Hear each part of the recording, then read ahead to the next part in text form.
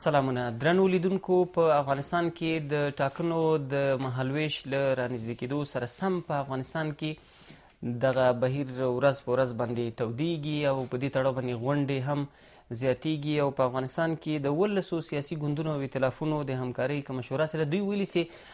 د راتلونکو ټاکنو لپاره د یو ګډ کاندید د وړاندې کولو پر سر باندې مذاکرات یا خبرې اترې شروع کړي دي او دغه ډول وړاندې هم ویل کېده چې ځینې افغان سیاستوالو په خپلو کې د راتلونکو ټاکنو پر سر باندې خبرې اترې کړې وي، خو تر اوسه پورې داسې غوڅ څه نه دي را برسېره شوي، خو ویل کېږي چې کیدای شي دا ځل دغه شورا وکولی شي یا دغه سیاسي ګوندونه وکولی شي پر یو کس باندې سره سلا شي او د راتلونکي لپاره د کاندیدانو اوږد لیست ده، د هغه نه یو څه کموالی پکې راشي. تېر ځل په ټاکنو کې شاوخوا 40 کسانو ځانونه کاندید کړي وو. سږ به بیا د سمبولي په میاشت کې د ولسمشرۍ د ټاکنو لپاره نوملیکنه کیږي، نو تر هغه دمخه دغه سیاسي ګوندونه هڅه کوي چې یو داسې کس په ګډه سره رامخته کړي چې وکولی شي په لومړي وار باندې ټاکنې چې دا یو طرفه سي یا وګټي یا هر څنګه چې کیږي او د همدغه کس د موندلو لپاره اوس مختلف سیاسي مشران ډلې ګوندونه په خپلو کې غونډې سره کوي. د نن په خپرونه کې موږ هم په همدې مسلې باندې بحث کوو چې دا غونډې کمې کچې ته رسېدلي او څومره کیدای شي دا تمه ولري خلک چې یو مشترک کاندید دی د دومره ډېر ګوندونو او ائتلافونو لخوا دا ځل رامخته شي، ځکه تیرو ټاکنو کې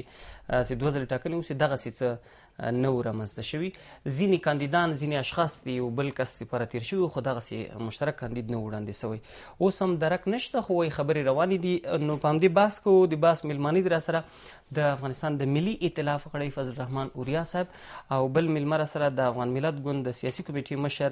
ډاکټر صاحب ابراهیم پښتونیار د خپلو دواړو میلمنو ته ښه راغلاست وایم. په ډېر درنښت سره بحث به پښتونیار صاحب ستاسو په اجازه له اوریا صاحب ښه پښتونیار صاحب نه مې شروع کړو. خیر څه مسله نشته پښتونیار صاحب. نو د راتلونکو ټاکنو لپاره دغه شورا تر اوسه پورې څومره خبرې مخکې تللي دي؟ ځکه اوس دا خبرې رسنیو ته راووتلې چې د یو ګډ کاندید پر سر باندې خبرې روانې دي. دا خبرې کومې حد ته رسېدلي؟ د لوی خدای په نامه زه مننه کوم تاسې نه چې په ډېر ښه وخت کې په ډېرو حساسو او مهمو مسایلو باندې تاسې دا زمینه مساعده کړه چې موږ ستاسې د تلویزیون د لارې نه خپلو وطنوالو ستاسې د تلویزیون مینوالو سره خپل اندوختې شریک کړو. د ښه مرغه د سیاسي ګوندونو د سیاسي ائتلافونو په منځ کې هغه وخت دا بحث په یو عملی پروګرام بدل شو چې د انتخاباتو د کمیسیون د طرف نه د انتخاباتو په مسوده او د انتخاباتو لپاره د آمادګۍ اسناد کوم چې هغوی ورباندې کار کوه ځینې ګډې غونډې لرلې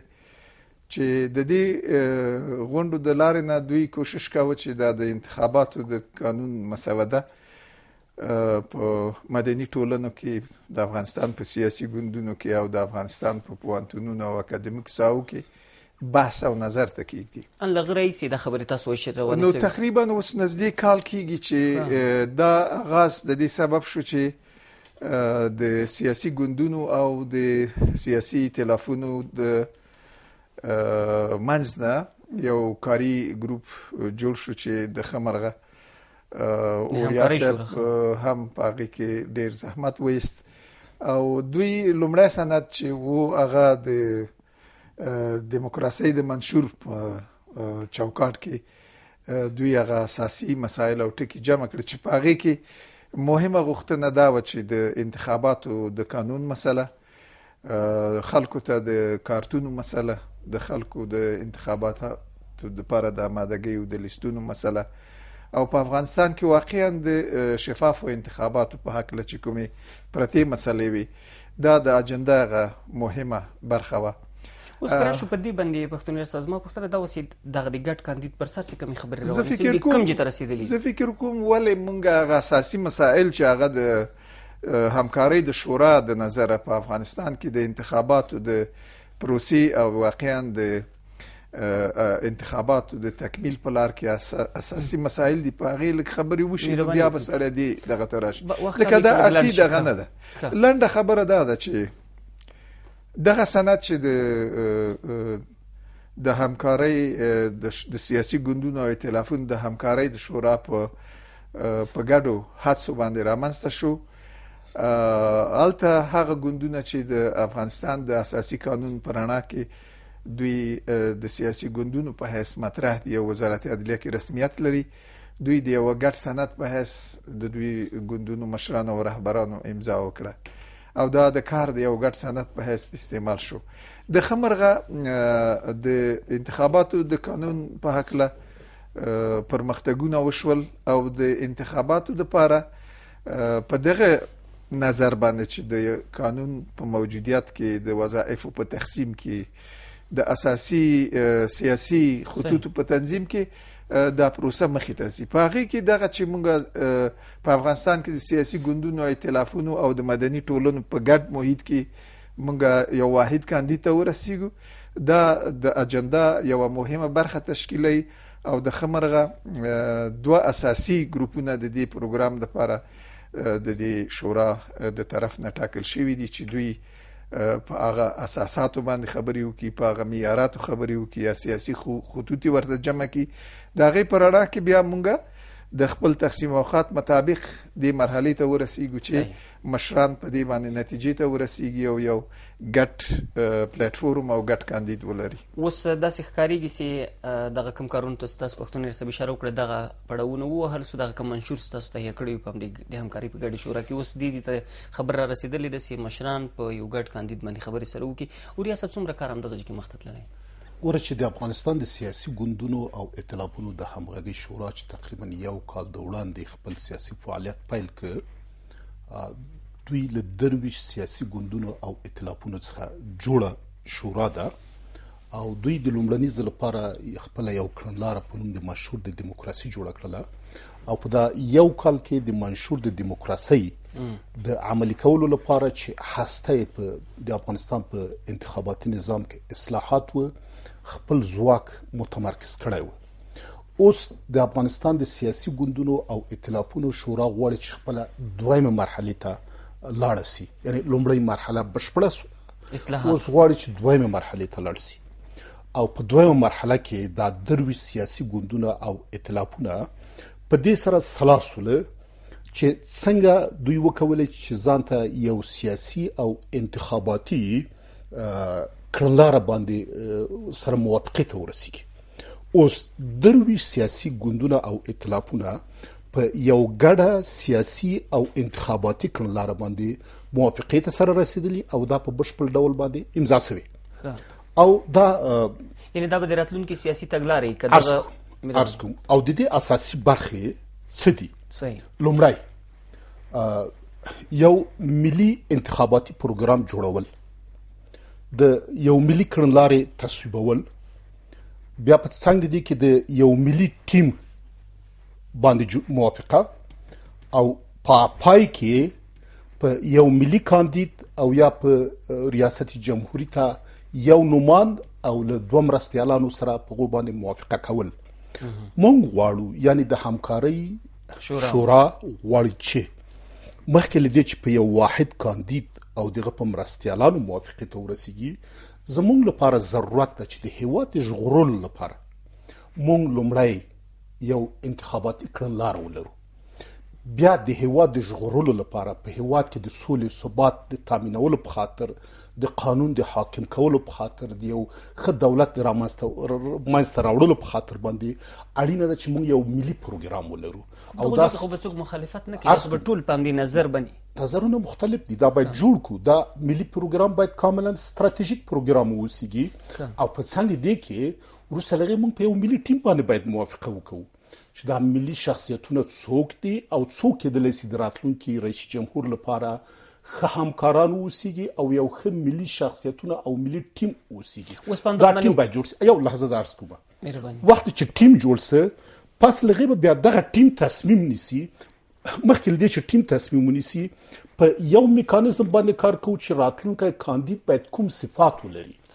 او د کوم میکانیزم پر بنسټ باندې راتلونکی رئیس جمهور لپاره باید یو څوک نومان سي. بیا به وروسته له هغې دغه ملي ټیم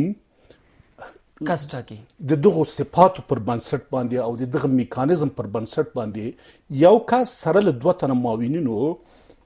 د ریاست جمهوریت د نومان او د مرستیالانو په حیث باندې ټاکي. اوس مونږ په کوم پړاو کې یو؟ مونږ لومړی په بشپړ ډول موافقې ته رسیدلی یو چې سیاسي انتخاباتي پروګرام باندې په اصطلاح په بشپړ ډول موافقه لرو او دغه نورو باندې مثلا ملي کړنلاره د انتخاباتو په پروګرام باندې د ملي ټیم په جوړولو باندې د ملي کاندید باندې د دوه لپاره کمیټې جوړې شوې دي او کمیټې په دغه باندې کار کوي او ځینو کمیټو لږ کار کړی ځینو کمیټو ډیر کار کړی ده چې دغه متنونه او مسودې بشپړې کړي پس لغې چې دا بشپړې کېږي بیا وروسته له بشپړېدلو نه دا به مسودې او دا به وړاندې کېږي د سیاسي ګوندونو او ائتلافونو رهبرۍ شورا ته رهبرۍ شورا به هغه تصویبوي وروسته له جر و بحث څخه او بیا په یو مصوبه باندې تبدیلیږي او وروسته له بیا د اجرا وړ وي مونږ په دې باور یو چې یو ګوند یو ائتلاف په تنهایی سره نشي کولی چې افغانستان له دې بدبختۍ څخه وژغوري نو زمونږ هیله دا ده چې لومړی د سیاسي ګوندونو او ائتلافونو د همکارۍ په شورا کې مونږ سره تفاهم وکړو او یو موافقې ته ورسیږو بیا پس لغې نه هغه مستقل شخصیتونه ملي شخصیتونه چې بهر له دې شورا څخه دي سیاسي ځواکونه چې بهر له دې شورا څخه دي حتی مدني ټولنې چې بهر له دې شورا څخه دي ټولو سره موږ غواړو تفاهم ولرو او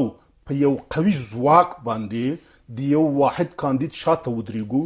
ترڅو یو په پای کې یو قوي رئیس جمهور منځته راسي یو قوي حکومت منځته راسي او افغانستان له اوسني ناورین څخه وژغورل سي د سولې ثبات او پرمختګ خواته رغنده ګامونه کیږي. ښکاري چې تاسو ډېر بنسټیز ګامونه دا ځل اخلئ د نورو پخوانیو تجربو خلاف چې هغه ځل به یو څو ډلې سره یو ځای شي ډېر زر به یو ځای او ډېر زر پاشل کېږي. دا ځل ښکاري چې دا کومه کړنلاره چې تاسو ورته جوړوئ یو ټیم جوړوئ بیا کومې ټیم جوړې کړي دي دا ښکارېږي چې ښه اساسي کار کوي. بیرته راګرځم درته پښتون یار صاحب تر اوسه پورې دغه نظرونه او مخالفتونه یا کوم څه ورکړل شوي دي په همدغه د همکارۍ په شورا کې څه فکر کېږي چې همداسې کېدای شي یو کاندید رامنځته سي؟ زه فکر کوم چې موږ د یوې واحدې ژبې پر منځته کېدو کې تر اوسه پورې ښې تجربې لرو. واحدې ژبې نه د سیاسي ژبه منظور دا چې واحده سیاسي ژبه جوړه شي ځکه دا حرکت یا د همکارۍ شورا باید واحده سیاسي ژبه ولري. د بلې خوا موږ په دیموکراسۍ باندې باوري یو چې که چیرې موږ دیموکراسي رعایت کو او دلته موږ وتوانیږو چې د مختلفو نظریاتو لرونکي سیاسي ګوندونه دا وکولی شي چې د انتخاباتي اجندا دپاره د انتخاباتي پروګرام دپاره ځکه انتخابات یوه ملي اجندا ده یو ملي پروګرام دی دا وسیع دی لکه څنګه چې ورا صاحب ویلي یو ګوند یا یو ائتلاف دا نشي کولی. اصلي نقطه چیرته ده؟ زه داسې فکر کوم چې موږ باید په افغانستان کې د انتخابي نظام او د مسلکي سیستم په رامنځته کېدو کې ټول هغه قوتونه چې هغه په سیاسي ګوندونو کې په مدني ټولنو کې په مسلکي شخصیتونو کې او د افغانستان په دغه مجموعه یعنی دغه جامعه کې چې دي ځکه موږ افغانستان کې باید یو ټولنه جوړه کړو چې هغه ټولنه بالاخره یو هدف ته ورسیږي چې دا ټولنه باید خودکفا شي. دغه څه خو د ما ویل چې د کوم نظرونه چې تر اوسه پورې په دغه همکارۍ په شورا کې ورکول شوي دي یعنې تمه داسې ورکول کېږي چې کېدای شي یو کاندید باندې سره سلا شي؟ زه باور لرم چې که چیرې موږ د افغانستان د دغه چوکاټ چې اوس د همکارۍ شورا د یو منشور په حیث او بالاخره لکه څنګه چې مخکې اوریا صاحب ویل چې اوس د یو سیاسي پروګرام په حیث د انتخاباتي سیاسي پروګرام په حیث د دې ګوندونو مشران په دې باندې سلا شوي دي په هغې کې هغه غوڅې مسایلې چې کوم دي هغه حلاجي کېږي او هغه کدرونه چې موږ یې د سیاسي ګوندونو په منځ کې لرو یا د افغانستان په مدني ټولنه کې لرو یا خپله موږ یو شمیر مسلکي کدرونه دي چې هغه په سیستم کې مطرح دي دغه ټول په مجموع کې یعنی دا ټول چې دي دا ستاسې توانمندي ده. نو د دې توانمندۍ په رڼا کې موږ هیلهمند یو چې مطرح مسائل یا فرعي مسائل یا هغه نکات چې هغه اساساً حل غواړي هغه به د همکارۍ د شورا په دې رغنده فعالیت کې چې دا مداومه مبارزه ده دې کې به حل شي. مننه ډېر زیات. اوریا صاحب ستاسو د ائتلاف مشر ډاکټر صاحب عبدالله هغه څیره داسې خلک فکر کوي چې دی کېدای شي کاندید وي او دارنګه د افغان ملت ګوند پخوانی مشر ډاکټر صاحب احدي هم داسې خلک تصور کوي ویل کېږي چې کېدای شي دی هم یو بل مشر ستاسو د دې همکاري د شورا مطرح څیره هغه د حق او عدالت د ګوند مشر د غړی د ګمان کوم حنیف اتمر صاحب د دغو کسانو هم اوس باور داسې ده چې دوی باید په خپلو کې سره کیني یو کاندید سره مخکې کړي. پخوا خو داسې جلا جلا اشخاصو بحثونه کوو. په اوسني شرایطو کې که ډاکټر صاحب عبدالله ده، که احدي صاحب ده، که اتمر صاحب ده او داسې که نور مشران او د سیاسي ګوندونو رهبران دي، دوی غواړي چې په ګډه کار وکوي او په ګډه د همکارۍ شورا نه د سیاسي ګوندونو او ائتلافونو د همکارۍ شورا نه او په څنګ کې له بهر څخه چې نور خلک هم له دې شورا څخه د هغوی ته هم بلنه ورکړي په ګډه په دغه 4-5 شیانو چې ما مخکې تاته عرض وکړو په ګډه کار وکړي او په ګډه سره موافقه وکړي او په ګډه یو واحد کاندید وړاندې کړي او ټول بل دغه یو واحد کاندید دوی درې وړه په دې نظر دي چې باید یو کاندید سره وړاندې شي. عرض وکړو چې دلته دروي سیاسي ګوندونه او ائتلافونه دي لغې جملې څخه مثلا د افغان ملت ګوند، د حق او عدالت ګوند، د افغانستان ملي ائتلاف ده او داسې نور ګوندونه او دوی په ګډه باندې کار کوي او دوی ټول دا یو شی باندې موافقت ته رسیدلی چې څنګه کولای شي دوی یو انتخاباتي او سیاسي کړنلاره ولري. دا ډیر ستونزمن کار دی د افغانستان په تاریخ کې. دوی تصویب کړی ده او دغه نور برنامو لپاره له ټولو ګوندونو نه په ګډه یعنی دغه 23 ګوندونه دي، د 23 ګوندونو له استازو څخه په ګډه کمیټې یا کمیسیونونه جوړ شوي دي چې په هر کمیسیون کې د هر ګوند استازی شتون لري او مثلا په ملي پروګرام باندې کار کوي، په ملي کړنلاره باندې کار کوي، په انتخاباتي پروګرام باندې کار کوي او په دا نور شانو چې ما مخکې عرض کوم په ګډه سره کار کوي. نو دغه ټول مشران غواړي چې د یو واحد کاندید لپاره په ګډه تصمیم ونیسي، مګر مخکې له دې چې واحد کاندید ته ورسیږي دوی باید یو ملي کړنلاره ولري، د انتخاباتو لپاره یو ملي برنامه باید ولري او ملي ټیم باید ولري. مخکې له هغې څخه که راتلونکی رئیس جمهور یو انتخاباتي پروګرام ونه لري، ملي برنامه ونه لري، یو ملي ټیم ونه لري، نو بیا به داسې وي لکه د تیر حکومت غوندې. نو هر څه مخکې د دیموکراتیکو اصولو په ارزښت پر بنسټ او د مدني ارزښتونو پر بنسټ باندې باید د علمي تجربو پر بنسټ باندې باید جوړ شوي وي. نو دلته ښاغلی احدي صاحب، اتمر صاحب، ارغندیوال صاحب، ډاکټر صاحب عبدالله او نور په ګډه په دغو کړنلارو باندې کار کوي او هیله دا ده چې دوی وکولی شي ګډ تصمیم ته ورسیږي چې انشاءالله رسیږي. دو ټولو یو کال په ډیرو بدو شرایطو کې ګډ کار کړی او ښې پایلې ورکړي دي او په سختو شرایطو کې کار کړی او د سختو ستونزو د اوارۍ لپاره په مختلفو لارو چارو باندې فکر کړی او کار کړی چې ښې لاسته راوړنې هم په بله معنا دا داسې ښیي چې دغه څو ګوندونو ته ستاسو اشاره وکړه مطرح ګوندونه دا څلور چې یاد شول د ګوندونو او ائتلافونه دوی سره متحد شوي دي ګواکې د انتخابات دپاره که څنګه د بخښنې ګورئ ما داسې درته عرض وکړو. لومړی دغه 23 ګوندونه په شمول د افغان ملت ګوند، په شمول د حق و عدالت ګوند، په شمول د حزب اسلامي د افغانستان ګوند، په شمول د ائتلاف ملي افغانستان، په شمول د نورو چې دا ټول 23 ګوندونه کېږي، دوی پخوا سره یو ځای و، یعنی له یو کال نه را په دې خوا او دوی یو کړنلاره درلودله په نوم د منشور د دیموکراسۍ منشور. د دغه د پلي کولو لپاره کار کاوه. دا لومړۍ مرحله پای ته ورسېدله. اوس موږ دویمې مرحلې ته ځو. دویمه مرحله زموږ تنها دا هیله نه ده چې موږ ګډ کاندید ورکو، بلکې زموږ هیله دا ده چې هم ګډ کاندید ورکوو او هم اخوا له کاندید څخه افغانستان ګډ دولت جوړو او افغانستان له اوسني بحران څخه ژغورو. دا چې ګډ دولت جوړو، دا چې ګډ افغانستان له اوسني بحران څخه ژغورو، نو اوس موږ باید ملي برنامه ولرو، ملي د انتخاباتو لپاره باید کړنلاره ولرو، ملي ټیم ولرو او بالاخره یو کاندید ولرو، یو واحد کاندید ولرو. خو که په عامه اصطلاح ووایو همدغه د انتخاباتو دپاره اوس هڅې کېږي چې دغه څلور وړه ګوندونه که یو کاندید سره مخکې کېږي معنا ائتلاف سره کړی ده. څلور ګوندونه نه، څلور نه، دغه 23 ګوندونه مهرباني وه. زه فکر کوم تر اوسه پورې به دا مخکې د وخت نه چې باندې موږ یو نوم کېدو کوم نوم چې اوس دا لري د هغې نوم مطابق د اجنډا او پروګرام لري. فعلا چې زموږ کوم کاري ګروپونه په دې باندې مصروف دي چې دوی اصلا د ګډې ژبې په حیث مختلف وظایف تقسیم کړي وی سړي مختلف شخصیتونه چې دي هغه موږ وکولی شو چې د همکارۍ په شورا کې دوی نور مختلف سیاسي شخصیت دا ټول مسائل او بالاخره موږ د خپل هغه تقسیم اوقات کاری چې کوم موږ لرو د تقسیم اوقات کاری مطابق زموږ ټیمونه په دې کار کوي او دا ټیمونه به بالاخره د یو انتخاباتي پروګرام په عملی اجنډا کې په دې مسله باندې هم کامیاب شي چې د دې شخصیتونو د معیارونو په اساس فعالیدل او یو ځای کېدل او تنظیمېدل چې کوم دي هغه د یوې ګډې پروسې په شکل کې تمه کېږي چې راتلونکو 3 میاشتو کې دغه چارې چې وریا صاحب په تفصیل سره بیان کړي ترسره شي. زه د فکر کوم تر کومه حده چې دا تقسیم اوقات زه وینم چې په ډېر زیاته یعنی جدي پاملرنه او مداوم کار باندې د شورای همکاري د ګډون کوونکو د طرف نه په مخ بیول کېږي. دوی خپل وخت او خپل دقایق چې څنګه تقسیم کړي د هغې مطابق دوی خپل ګروپي کار ته ځي. پلان هم په تاسو باندې را روان دغه ته په کتو سره واقعا هغې ته به دوی آمادګي ولري. او نور کومو شخصیتونو سره وریا صاحب تر اوس اخوا خبرې شوي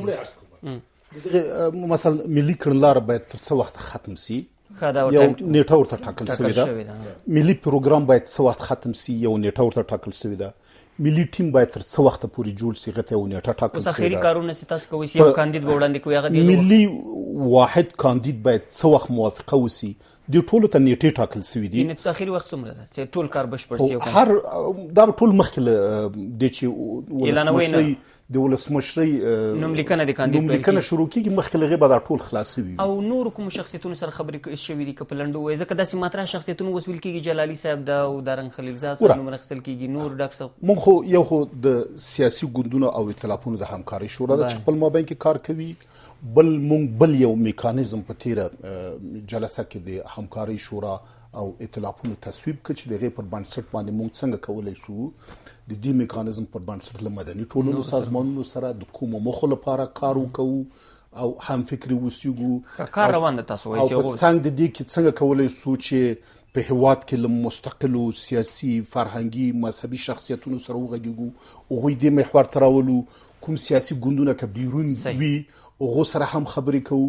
او هغو ته هم بلنه ورکوو چې دلته باید راسي. اما زموږ دروازه د هیچ چا په مخ باندې نه ده تړلې.